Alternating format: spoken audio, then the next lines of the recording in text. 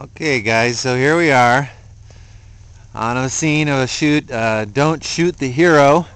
These are the star wagons, as you can see.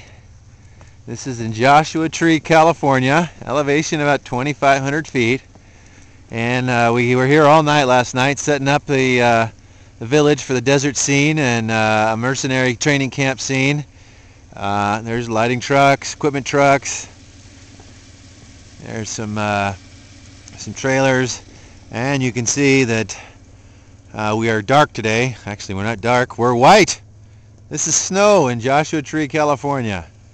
First time in 12 years, I'm told. And this is the production scene.